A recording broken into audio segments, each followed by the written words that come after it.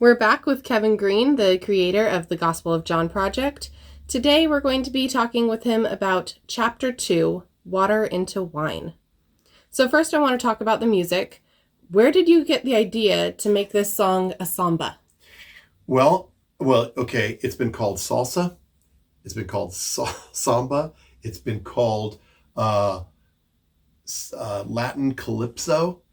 But what it is, it's a cha-cha. Uh, you know, a lot of time I thought it was salsa.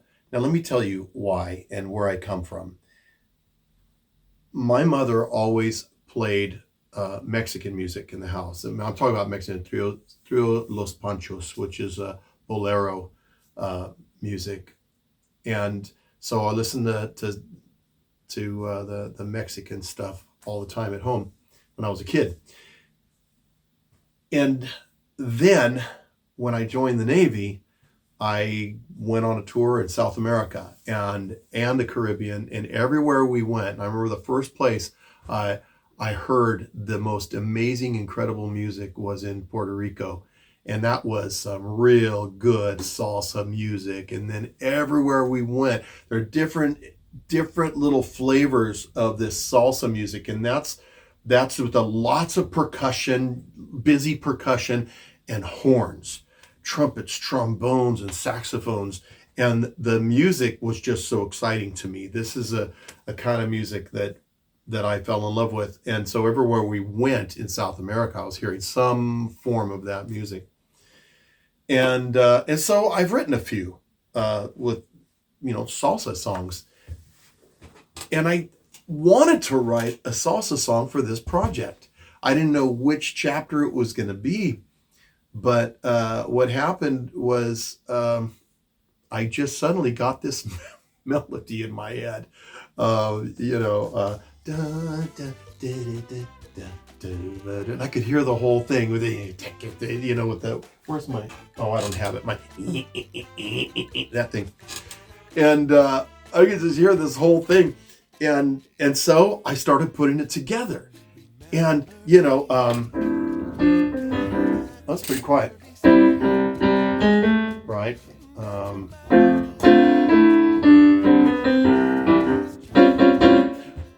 And so that was just going to keep going over and over again. So I put the song together. I wrote the song, the whole thing, but nothing was working. What I mean by nothing was working, I couldn't get it to move. I couldn't get it to move forward, the attitude of the song. And so that's when I realized something, that salsa music is more up-tempo. And if you listen to a piece of salsa music, you'll hear the bass player doesn't play like on the beat like a country song, or a rock song or anything. He plays off the beat. And so that's syncopated, the bass part. And then with that syncopated part, then all this other stuff's going on, but you never really feel where beat one is in a really good salsa piece, but you're still grooving. Well, I was trying to arrange it that way, but it wasn't working. Nothing was grooving. And that's when I had a talk with Erin, my wife, and we discovered, and I can't remember how we arrived there, but that this is not a salsa song. I just wrote a cha-cha. You wrote a cha-cha? I wrote a cha-cha. I don't know how, I never thought of writing a cha-cha, and I guess a cha-cha is a salsa song that goes a little slower. And once I realized it was a cha-cha, then I got on the internet and listened to cha-cha music for half of the day and realized that there's a little bit of an American beat in the middle of a cha-cha, which goes boom, cha-cha, boom, cha, boom, cha, cha, cha, cha. And so with that boom, cha, boom, I implemented that into the groove, and suddenly everything worked. So that's how this song came about musically. And I will say, by the way, everything that I do when I think about like writing this type of song or a reggae song or a country song or whatever, I don't just go ahead and play what I think sounds good. I study the music itself. I study how that's put together to get that certain feel, to get that certain groove. And you find out, like, wow, one little element of an arrangement can make this whole thing happen. And if you don't have that little element that seems insignificant, but if you don't have that little element, then it's like, it just doesn't sound right. But anyway, so with all that, I was able to figure out this is a cha-cha, and I think I arranged it the way a cha-cha needs to be arranged. So in this song, we've talked about your inclusion of all of those horns. Yeah. And I know that on this one, you played trombone. Yep. And you had Bill Wells play the tenor sax, and Jeff Grant play the trumpet. Yes. What was it like working with those guys in those parts? I think, first of all, everybody that comes into the recording studio, almost everybody, comes in and realizes that this is harder than it sounds like on a recording. And with that said, though, we fight through these things. And I'm talking about myself as well. This isn't, the recording hears everything. And so you have to get it right. And we keep going over it and over it and over it. But ultimately, it was a very fun time. I had a great time with Jeff and playing the trumpet here in the studio. But with Bill, he recorded it at his house. And we talked on the phone as we did it. He has the same program I have, all of this, which is Cakewalk by BandLab, and so he set up the microphone, and I sent him the part. I wrote out the parts and sent him the part to play, and I sent him my music, and so he loads that into his, and then he opens up a track for himself, and then he records onto that track, and then he sends that track to me.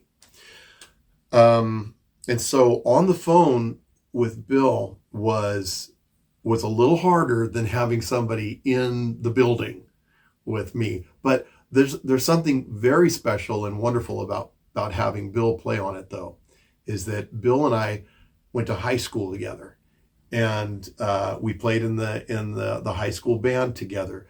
We played the very first paying gig I ever had. I was all of 17 and he was 16, and we made $20. We had to split it, and at some event they asked us to play, and so it was pretty funny.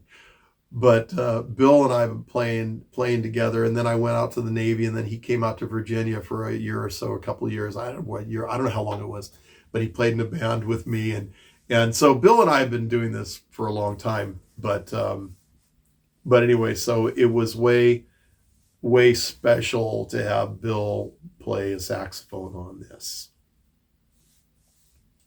So this song comes from Jesus' first miracle. Mm-hmm. So what is the significance of Jesus turning the water into wine being his very first miracle?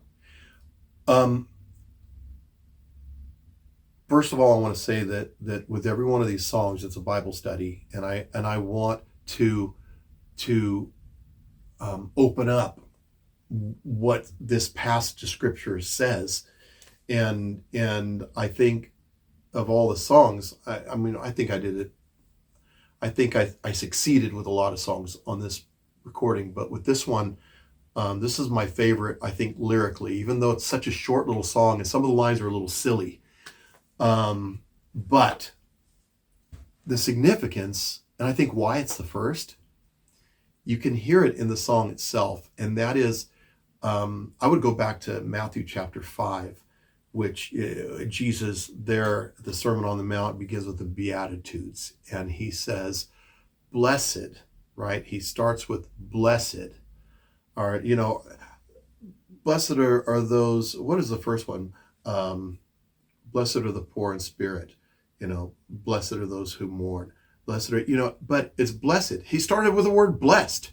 The thing about Messiah is that he didn't come to give us more rules and make things hard again and more. He came to bless us. And so, as he says, blessed, his very first word we have to understand that he brings peace and he brings joy. And so now, look at John chapter 2. He came to bring joy, and the wine itself symbolizes joy. The rabbis would say, without wine, there is no joy. And so they're at a wedding feast, and that is another picture as the fact that we are the bride of Christ, and he is the bridegroom, and heaven begins with a big wedding feast. And so the very first thing he does there in John chapter 2, at a wedding feast, and then there's no wine, he goes, wait a minute, we're going to, and again, this symbolizes joy. This has nothing to do with what a lot of people want to make it, and that Jesus is saying, yeah, getting drunk is good or what. No, it has nothing to do with wine and the effects it does to people. What it has everything to do with is abundance and with joy, and that's the way the Jews saw it. Now, there's no, they ran out of wine, so he makes the water into wine. This is significant because when the law came, it was Moses bringing the law, and the laws we learn throughout the New Testament, primarily in Romans chapter 3, Galatians chapter 3. We know that the law brings death. And so when Moses, representing the law, went into Egypt to tell Pharaoh, let God's people go, the first sign that he gave to all of Egypt was turning the water, the Nile, into blood.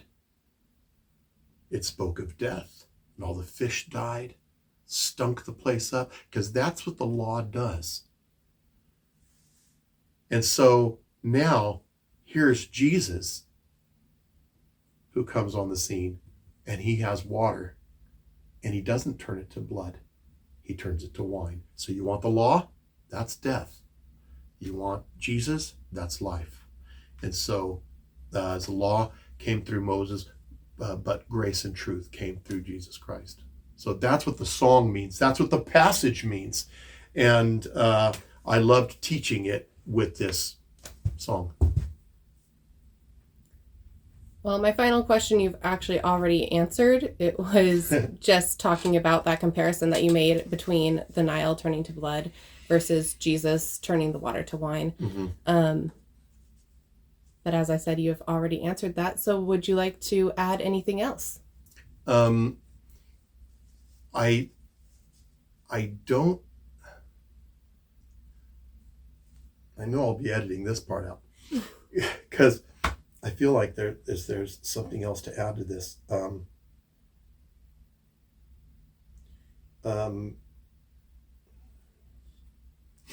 on a second.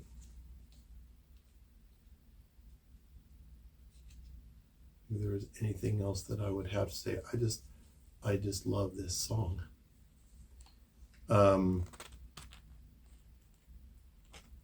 Oh, yes, I would like to add something else.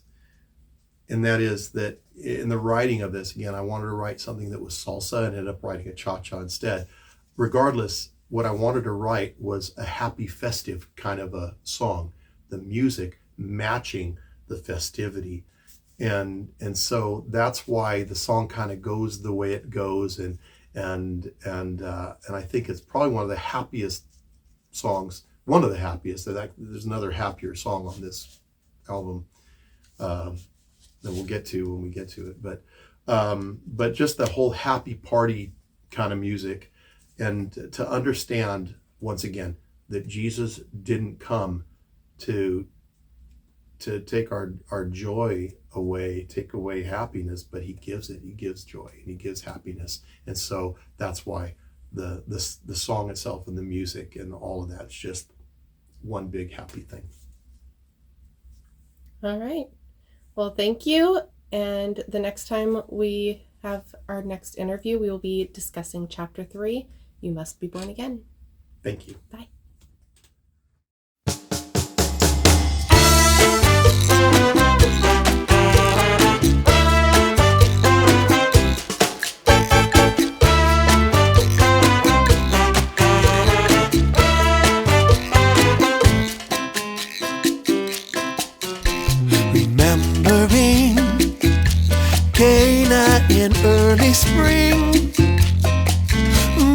ceremony, hear the wedding bells chime.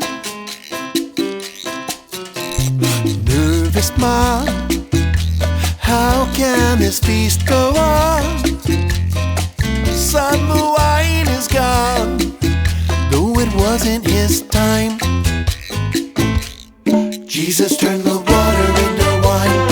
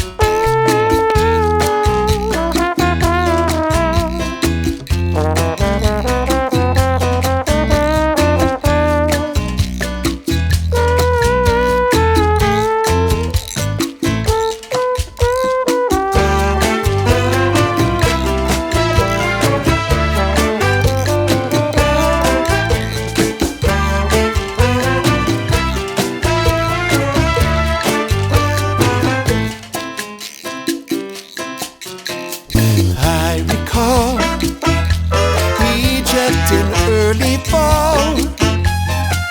Pharaoh had it all, but he would be judged. It took a while, stubborn is Pharaoh's style. Moses touched the Nile and turned it to blood.